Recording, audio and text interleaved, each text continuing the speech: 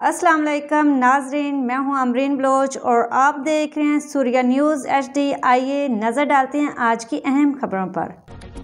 نواب شاہ انور عادل خانزادہ محکمہ صحت شہید بے نظیر آباد کی جانب سے یونیسیف اور آغا خان یونیورسٹی کے تعاون سے گلوبل بریسٹ فیڈنگ کا ہفتہ منایا جا رہا ہے۔ اس سلسلے میں ایک آگاہی سیمینار آج PMC ہسپتال میں منعقد ہوا۔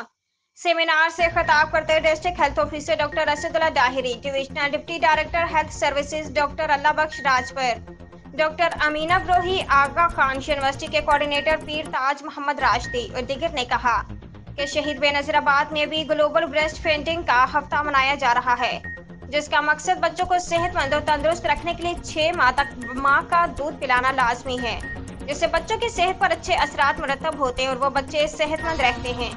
انہوں نے مزید کہا کہ جو مائیں اپنے بچوں کو 6 ماہ تک اپنا دودھ نہیں پلاتی، ان کے بچے مختلف بیماریوں کا شکار ہو جاتے ہیں۔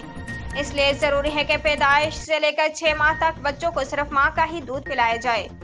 انہوں نے مزید کہا کہ اس حوالے سے محکمہ صحت کی جانب سے آگاہی سیشن اور سیمینار منعقد کیے جا رہے ہیں، جبکہ UC سطح پر لیڈی ہیلتھ ورکرز اور دیگر عملے کی مدد سے اب تک 500 سے زائد آگاہی سیشن کا بھی انعقاد کیا گیا۔ سیمینار میں محکمہ صحت کے افسران اور لیڈی ہیلتھ ورکرز نے شرکت کی۔ مزید دیکھتے رہیے سوریہ نیوز HD۔